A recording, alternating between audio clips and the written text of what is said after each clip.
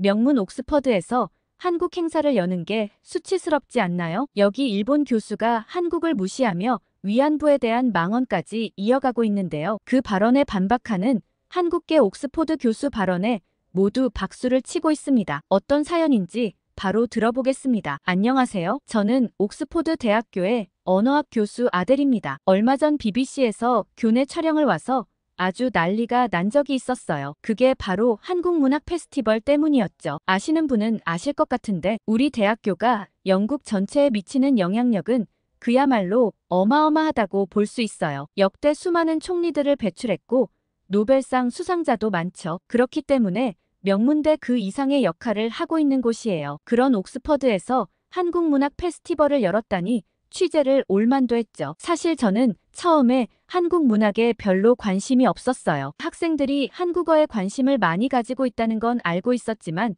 그저 지나가는 유행일 거라 생각했거든요. 그런데 어느 순간 갑자기 한국어를 배우고자 하는 학생들의 수가 기하급수적으로 늘어나더라고요. 저는 도대체 왜 이렇게 한국어에 열광하는지 언어학 교수로서 의아했어요. 그리곤 저희 조교에게 그 이유를 물어보았죠. 제가 한국어에 대한 얘기를 꺼내자마자 조교는 마치 기다렸다는 듯 열정적으로 설명을 시작했습니다. K-팝이나 K-드라마로 처음 유행이 시작되었고 처음엔 소수의 팬층으로부터 시작한 유행이 전 세계적으로 퍼져나갔다고 했습니다. 그 이유는 한국 문화가 보편적인 세계인들의 공감을 이끌어냈다고 했죠. 그리고 한국 사람이 만든 건 이상하게 다 재밌다고 하는 거예요. 대중문화로부터 시작한 한국 열풍은 경제나 공학을 공부하는 친구들에까지 이어져 글로벌 기업에 취업하기 위해서 한국어를 배운다거나 5G 기술이나 반도체, 전기차 배터리 같은 첨단 기술 분야에 대한 연구를 위해서도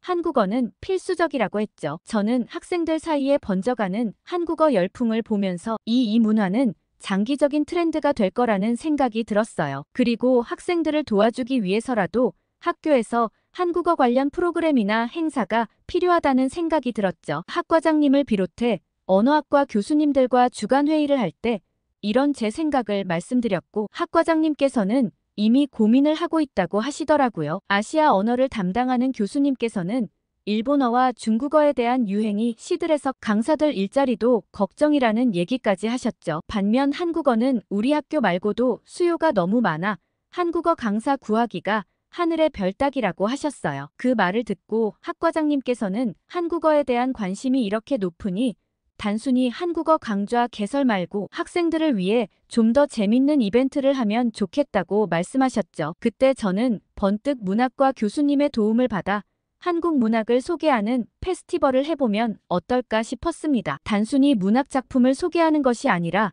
선정된 책을 여러 언어로 번역해 학생들이 쉽게 접근할 수 있도록 하면 좋겠다는 생각이 들었어요. 이런 과정을 거치면 한국 문화와 역사에 대한 이해도 높일 수 있다고 생각했죠. 그러자 갑자기 일본인 히로시 교수님이 굳이 한국만 그렇게 특혜를 줄 필요가 있냐고 하셨어요. 할 거면 그냥 아시아 문학 페스티벌로 하는 게 더 의미 있을 것 같다고 했죠. 저는 히로시 교수님의 말씀에 꼼짝도 못했어요. 워낙 연세도 많으시고 권위 있는 분이라 뭐라 말씀을 드려야 할지 몰랐어요. 그러자 학과장님께선 학생들의 수요로 보면 한국어에 대한 수요가 압도적이니 한국 문학을 하는 게 좋다고 딱 잘라 말씀하셨고 히로시 교수님은 언짢으신지 뒤에 출판사와 외부 미팅이 있어 먼저 일어난다고 하셨습니다. 강의장 분위기가 싸해졌지만 학과장님은 학생들을 위한다면 이 방향이 맞다고 생각하신다며 문학과 교수님들께 도서를 추천받고 내부적으로 선정을 한번 해보자고 얘기하시며 회의가 끝났어요. 페스티벌을 위한 책을 고르는 건 정말 어려웠습니다. 문학과 교수님들께서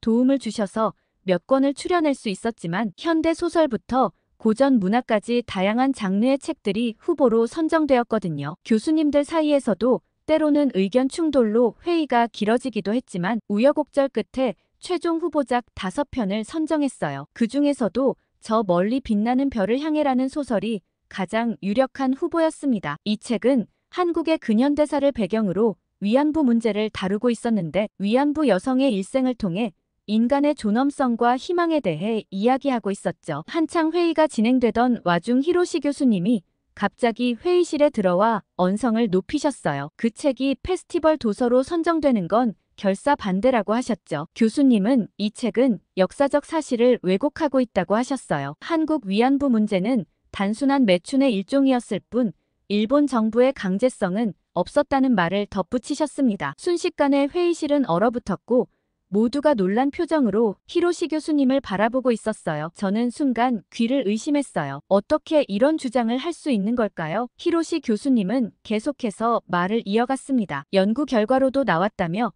위안부 문제는 당시의 공창 제도 하에서 이루어진 것이며 강제 연행의 증거도 없다고 하셨어요. 그러시며 이런 편향된 시각의 책을 명문 옥스퍼드에서 학생들에게 소개한다는 건 정말 수치스러운 일이라고 하셨죠. 저는 머릿속이 혼란스러웠어요. 이 책이 후보로 오르면서 어느 정도 일제강점기 시대에 대해 공부를 했었거든요. 제가 찾아봤던 역사적 사실과 너무나 다른 주장이었기 때문에 당황스러웠어요. 하지만 제가 깊이 있게 아는 사실이 아니었기 때문에 뭐라 말할 수도 없었습니다. 히로시 교수님은 자신의 주장을 뒷받침하는 듯한 자료들을 하나씩 꺼내 보였습니다. 이건 당시 위안부 모집 광고인데 여기 높은 수입 보장이라는 말이 적혀 있어요. 위안부 여성들은 강제로 끌려간 게 아니라 자발적으로 돈을 벌러 간 거죠. 그런데 왜 일본이 사과해야 되는지 이해가 가질 않는다며 오히려 한국인들의 행동이 뻔뻔스럽다고 하셨어요. 다른 교수님들이 모두 당황하고 말았습니다. 교수님들마저도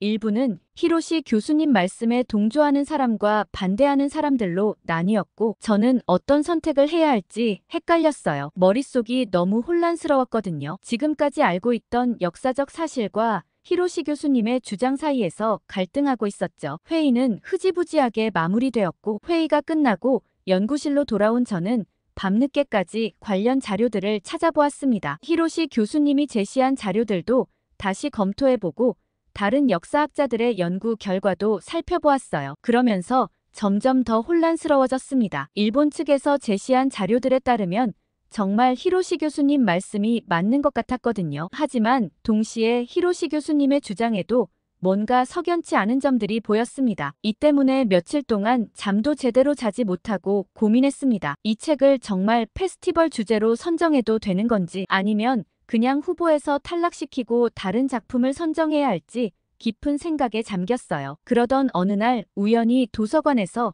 한 할머니의 증언을 담은 영상을 보게 되었습니다. 그 할머니는 위안부 피해자였어요. 떨리는 목소리로 자신의 경험을 이야기하는 할머니의 모습에서 저는 깊은 아픔을 느낄 수 있었습니다. 할머니께선 우리는 강제로 끌려갔고 아무도 자발적으로 그런 곳에 가지 않았다고 하셨어요. 할머니께서는 분명한 목소리로 우리의 청춘을 빼앗겼다고 하셨죠. 할머니의 말씀을 들으며 저는 깊은 충격을 받았습니다. 이게 진실이 아니면 도대체 무엇이 진실인가 하는 생각이 들었죠. 그리고 히로시 교수님은 위안부 생존자의 증언마저도 부정하는 건가 싶었습니다. 그렇게 다음 회의 시간이 다가왔고 저는 제 의견을 조심스럽게 제시했어요. 이 책은 아무 문제가 없다고 말씀드리며 오히려 학생들에게 역사적 사실에 대해 깊이 있는 이해를 도와줄 수 있을 뿐더러 최근 러시아 우크라이나 전쟁에 대해서도 돌이켜볼 수 있는 책인 것 같다고 했죠. 제 제안에 대부분의 교수들이 동의했습니다. 그러나 히로시 교수는 증거자료를 보고도 그런 말을 하나며 대노하셨죠. 그때였어요. 조용히 앉아있던 제이슨 김 교수가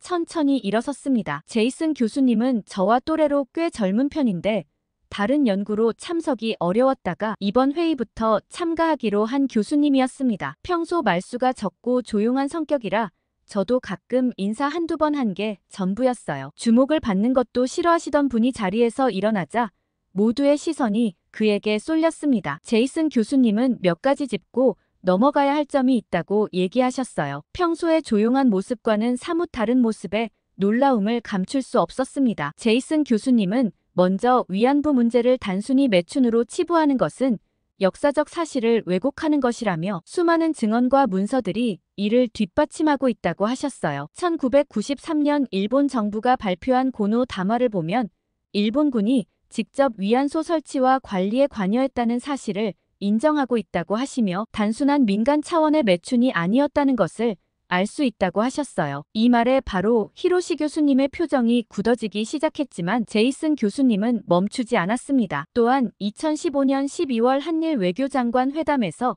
일본 정부는 위안부 문제에 대해 책임을 인정하고 사과와 반성의 마음을 표명했고, 이는 국제사회에서 공식적으로 인정된 역사적 사실이라는 걸 알 수 있는 발언이었다고 했어요. 제이슨 교수님의 논리정연한 설명에 회의실 안의 분위기가 변하기 시작했어요. 근거가 모호한 자료 한두 가지로 설명했던 히로시 교수님과는 차원이 달랐거든요. 그러시며 이 책을 선정해야 되는 이유는 단순히 역사적 사실을 전달하기 위함이 아니라며, 이 책은 인간의 존엄성과 전쟁의 비극 그리고 화해와 용서의 가치를 다루고 있기 때문에 우리 학생들에게 매우 중요한 주제라고 하셨어요. 제이슨 교수님의 말이 끝나자 회의실에는 침묵이 흘렀어요. 저는 제이슨 교수님의 논리적이고 차분한 반박에 감탄을 금치 못했어요. 그리고 모두들 이 책을 한국문학 페스티벌의 주제 도서로 선정하기로 했죠. 회의가 끝나고 모두가 자리를 떠날 때 저는 제이슨 교수에게 다가갔어요. 오늘 정말 대단했다며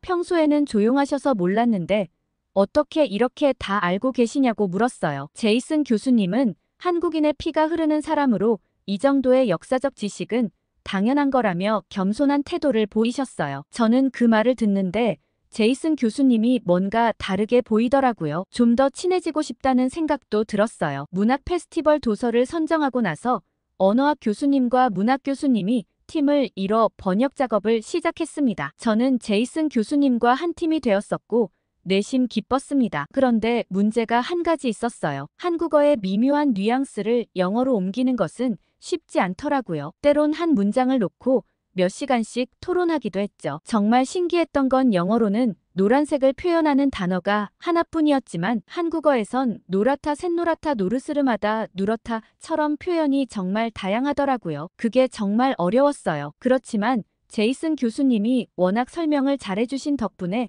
잘 마무리할 수 있었죠. 그러던 어느 날 저는 좀 당황하고 말았어요. 처음엔 우리 학과 학생들끼리 하려고 했던 한국 문학 페스티벌은 한국 문화에 관심이 많던 다른 학생들의 성원에 힘입어 규모가 점점 커져 학교 축제급으로 커졌고, 한식 푸드트럭 초청에 한국 문화 체험까지 다양한 행사가 마련되었죠. 학생들의 기대는 어마어마했어요. 마침날 축제 당일이 되었고 학생들의 반응은 그야말로 폭발적이었습니다. 모두들 다양한 언어로 번역된 한국 소설을 읽고 토론을 나눴으며 한식 푸드트럭에서 한국 음식을 즐겼어요. 학과장님은 정말 흐뭇해하셨죠. 학생들에게 받은 독후감도 어마어마했어요. 사실 학생들이 가장 기대하는 건 이 독후감 공모전이었죠. 우수 학생 5명은 5박 7일의 한국 여행 티켓을 받을 수 있었거든요. 한국 문학 페스티벌이 끝나고 독후감 공모전 심사를 위해 교수진들이 모였습니다. 책상 위에는 수백 편의 독후감이 쌓여 있었고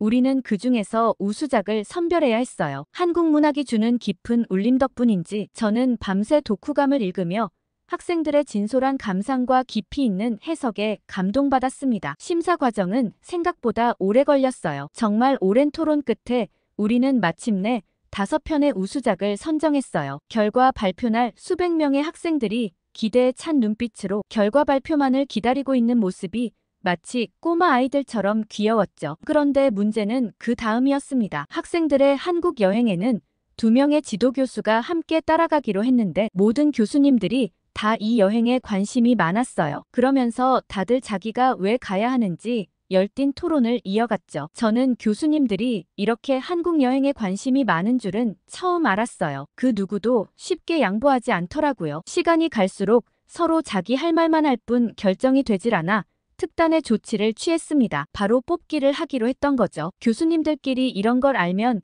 좀 모양이 빠지는 것 같지만 어쩔 수 없었어요. 그게 가장 공평한 방법이었거든요. 종이에 각 교수님들의 이름을 적어 접은 뒤 상자 안에 넣었습니다. 가장 연장자인 교수님이 뽑기를 진행하기로 했어요. 저는 참가한 교수님들이 워낙 많아 과연 내가 될까 싶어 절반쯤 포기하는 마음이었지만 저도 한번 가보고 싶은 마음에 내심 기대하고 있었어요. 드디어 첫 번째 종이가 펼쳐졌을 때 저는 정말 부러웠어요. 제이슨 교수님이 당첨되었거든요. 한국에 자주 가시는 분이라 무덤덤하신 것 같더라고요. 차라리 저 종이에 내 이름이 적혀 있었다면 진짜 기뻐했을 텐데 싶었죠. 곧이어 두 번째 종이가 펼쳐졌고 거기에는 제 이름이 써져 있었어요. 저는 믿기지 않았습니다. 한국 여행을 같이 갈 수 있다니 너무 좋더라고요. 어쩌면 교수 되고 가장 행복했던 순간이 아니었을까 싶을 정도였어요. 다른 교수님들은 정말 부럽다며 잘 다녀오라고 축하의 말을 건넸습니다. 회의가 끝나고 제이슨 교수님과 저는 남아서 여행 계획을 논의했어요. 우리는 학생들에게 최고의 경험을 선사하기 위해 다양한 아이디어를 나누었습니다. 다음 날 선발된 학생들을 불러 여행 계획을 공유하며 학생들 의견도 반영된다며 일정을 논의했어요. 그리고 얼마 후 한국으로 향했고 한국행 비행기에서 내려 첫 발을 디딘 순간부터 모든 것이 새롭게 느껴졌습니다. 인천공항의 세련된 모습에 감탄하며 우리는 곧바로 템플스테이를 위해 산속 깊은 곳에 자리 잡은 사찰로 향했어요. 도심을 벗어나 산으로 들어가는 길 제 마음속에는 기대와 긴장이 교차했습니다. 사찰에 도착하자 웅장한 대웅전과 아름다운 단청이 우리를 맞이했어요. 그 순간 저는 마치 시간 여행을 한 것 같은 느낌이 들었습니다. 현대적인 도시에서 불과 몇 시간 만에 수백 년의 역사를 품은 공간으로 들어온 거죠. 스님의 안내로 일정이 시작되었고 첫 번째로 108배를 하게 되었어요. 학생들은 약간 당황한 눈치였어요. 처음에는 단순히 절을 반복하는 것에 불과하다고 생각하며 힘들어했지만 시간이 지날수록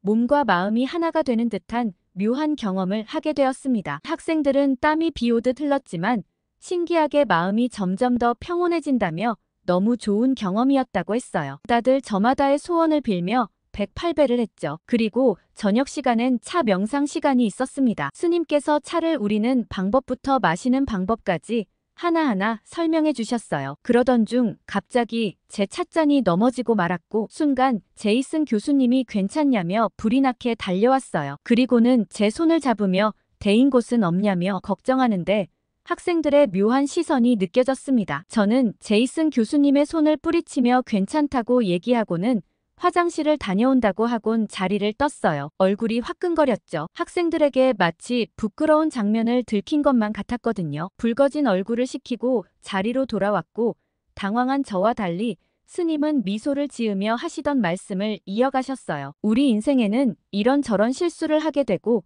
그 과정에서 다양한 인연을 만나기도 한다고 하셨죠. 그리고 우리에게 이어지는 모든 인연은 소중하다고 하셨습니다. 저는 그 말씀에 깊은 생각에 잠겼어요. 제가 지금 제 주변에 소중한 인연을 놓치고 있는 건 아닐까 돌이켜봤죠. 밤이 깊어갈 무렵 내일 아침 일찍 일어나야 했기에 8시에 모든 일정이 마무리되고 각자 방으로 돌아갔어요. 저는 잠이 오지 않아 사찰 마당을 걷고 있었죠. 그때 스님과 대화를 나누는 제이슨 교수님을 발견했어요. 의도치 않았지만 워낙 조용한 산속이라 두 사람의 대화가 간간히 들렸습니다. 제이슨 교수님은 한국계 미국인으로서의 정체성에 대한 고민을 털어놓았습니다. 그 말을 듣고 보니 그럴 수도 있겠다는 생각이 들었죠. 어렸을 땐 혼혈이라는 이유로 놀림을 많이 받았다는 얘기에 괜히 마음이 가더라고요. 그리고 그에게 좀 더 잘해주고 싶은 생각이 들었어요. 다음 날 새벽 목탁 소리에 잠에서 깼습니다. 어둠 속에서 예불을 드리는 동안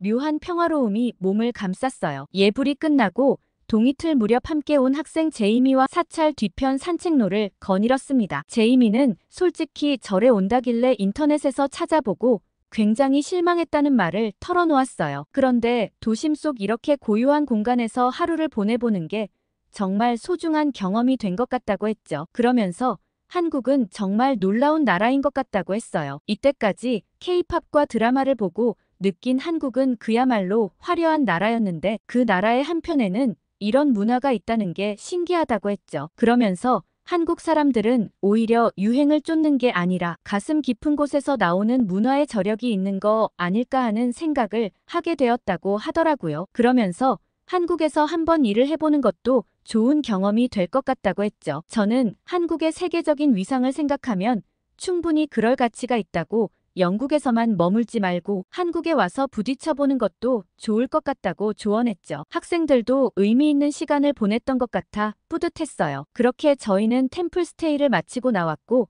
다음은 학생들이 정한 관광지였어요. 정말 의외의 장소라 좀 황당했습니다. 학생들이 제안한 장소는 야구장이었거든요. 영국은 야구가 별로 유행하지 않고 아이들이 관심도 없을 텐데 왜 굳이 야구장에 오자고 한 건가 싶었죠. 하지만 그날 경험한 것은 제 예상을 완전히 뒤엎었어요. 야구장에 도착하자마자 놀라움의 연속이었습니다. 경기 시작 전부터 관중석은 이미 열기로 가득했어요. 사람들은 응원 도구를 준비하고 치어리더들의 공연에 맞춰 흥겹게 춤을 추고 있었죠. 영국에서는 볼 수 없는 광경이었어요. 경기가 시작되자 관중들의 열정은 더욱 뜨거워졌습니다. 재밌는 응원 구호와 노래 그리고 박자에 맞춘 박수 소리가 야구장을 가득 메웠어요. 학생들은 이미 유튜브에서 응원 문화를 배워왔는지 위화감 없이 따라하는 모습에 세대 차이를 느끼기도 했어요. 반면 제이슨 교수와 저는 이 모든 광경에 압도되어 그저 주변을 둘러보기만 했거든요. 그런데 갑자기 대형 스크린에 키스 타임이라는 문구가 나타났어요. 스크린에는 무작위로 선택된 커플들이 비춰졌고 관중들의 환호 속에 그들은 키스를 나눴습니다. 환호하는 사람들의 모습이 너무 재밌었어요. 한참 즐겁게 보고 있는데 스크린에 제이슨 교수님과 제가 비춰졌어요. 순간 우리 둘 다 얼어붙었고 어쩔 줄을 몰랐어요. 학생들은 흥분해서 소리를 지르고 있었고 주변 관중들도 우리를 향해 환호하고 있었습니다. 저희는 동료 사이일 뿐인데 이런 상황에 어떻게 대처해야 할지 몰랐어요. 제이슨 교수님과 저는 서로를 바라보며 어색하게 웃음 지었죠. 그 순간 저는 제이슨 교수의 눈에서 당혹감과 함께 뭔가 다른 감정을 읽은 것 같았어요. 다행히 카메라는 곧 다른 커플로 넘어갔습니다. 하지만 그 짧은 순간이 우리 사이에 미묘한 긴장감을 남겼어요. 학생들은 계속해서 우리를 놀렸죠. 이 사건 이후로 제이슨 교수와 저는 서로를 대하는 태도가 조금씩 달라졌어요. 뭔가 말로 표현하기 어려운 분위기가 우리 사이에 생겼달까요? 그래도 우리는 곧 다시 경기에 집중했습니다. 한국 야구의 독특한 문화는 계속해서 우리를 놀라게 했어요. 중간중간 치어리더들의 공연과 다양한 응원 도구 그리고 관중들이 함께 즐기는 치맥 문화까지 모든 것이 신선하고 흥미로웠습니다. 특히 인상 깊었던 건 패배하는 팀을 향한 관중들의 태도였어요. 점수 차이가 벌어져도 끝까지 열정적으로 응원하는 모습이 감동적이었죠. 다른 나라에서는 보기 힘든 광경이었어요. 경기가 끝나고 관중들이 자발적으로 쓰레기를 치우는 모습도 놀라웠습니다. 시민의식의 수준이 매우 높다는 걸 느낄 수 있었어요. 야구장을 나오면서 저는 이 경험이 단순한 스포츠 관람을 넘어 한국 문화의 진수를 체험한 시간이었다고 생각했고 이 장소를 추천한 학생들에게 고마움을 느끼기도 했죠. 물론 키스타임 때문에 당황하긴 했지만요. 이상하게 그날 밤 침대에서도 한참을 뒤척였고 뜬 눈으로 밤을 새웠죠. 다음날 아침 학생들은 성수동 카페 투어를 계획했습니다. 그러면서 이번엔 교수님 없이 자기들끼리 가고 싶다고 했죠. 저는 그래도 괜찮을까 걱정했지만 아이들은 대학생인데 무슨 걱정을 하시냐며 자기들끼리도 할 얘기가 많다고 했죠. 저는 알겠다고 얘기하며 저녁 시간에 다시 만나기로 하고 아이들을 먼저 보냈어요. 제이슨 교수님과 저는 어색하게 남아 뭘 하면 좋을까 고민했고 교수님은 남산을 한번 가보자고 제안했어요. 서울의 중심부에 우뚝 솟은 남산은 도시의 상징과도 같았거든요. 케이블카를 타고 올라가는 동안 우리는 점점 작아지는 도시를 내려다보며 감탄했어요. 정상에 도착하자 서울의 파노라마 뷰가 우리를 맞이했습니다. 탁 트인 전망대에서 서울을 바라보는데 속이 시원하더라고요. 그렇게 전망대를 구경하는데 제 눈에 특이한 게 한 가지 보였어요. 수많은 자물쇠가 걸린 펜스를 발견했거든요. 연인들이 사랑을 맹세하며 걸어둔 하트 자물쇠였죠. 우리는 호기심에 자물쇠들을 살펴보았고 각각의 자물쇠에 새겨진 사랑의 메시지들을 읽어내려갔습니다. 그때 제이슨 교수님이 제게 우리도 하나 걸어볼까요? 라고 얘기했어요. 소원을 걸면 어떻냐고 제안했죠. 저도 모르게 고개를 끄덕였고 제이슨 교수님은 근처 가게에서 자물쇠를 사서 돌아왔어요. 그런데 손에 자물쇠가 하나더라고요. 재고가 없어서 하나만 사왔다고 했는데 기분이 묘했어요. 하트 자물쇠에 각각의 소원을 적는다니 마치 연인 같았거든요. 제이슨 교수가 먼저 펜을 들어 무언가를 썼고 저도 뒤이어 제 마음을 적었어요. 그리고 우리는 함께 자물쇠를 펜스에 걸었습니다. 문득 제이슨 교수가 입을 열었습니다. 이번 여행이 끝나고 나면 어떤 계획이 있냐고 물었어요. 저는 잠시 생각에 잠겼다가 대답했습니다. 한국과 관련된 연구를 더 해보고 싶다고요. 제이슨 교수님도 비슷한 생각을 하고 있었다고 했어요. 함께 연구를 하면 좋겠다고 제안하셨죠. 그날 밤 호텔방으로 돌아와 짐을 싸면서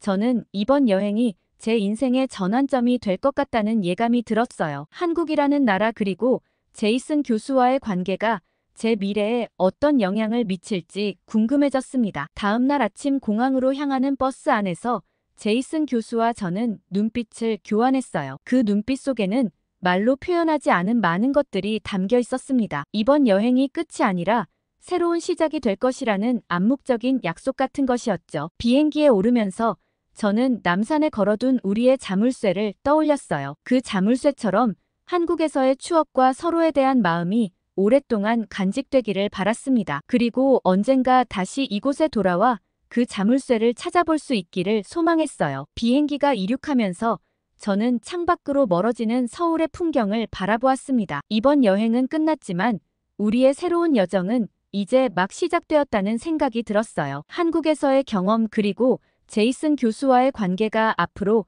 어떻게 발전해 나갈지 너무 설레네요. 오늘 아들씨의 사연 어떻게 들으셨나요? 영국 유명 대학에서 한국 문학 페스티벌이 열렸다니 정말 믿기지 않았어요. 한국어와 한국 문화의 위상이 정말 대단하다는 생각이 들었습니다. 그리고 이 둘의 인연이 어떻게 이어질지도 정말 궁금하네요. 구독자님들은 어떻게 들으셨는지 댓글 많이 남겨주세요. 구독과 좋아요 꾹 눌러주시고 다음에 더 좋은 사연으로 돌아오겠습니다. 사연 제작소 감동필름이었습니다.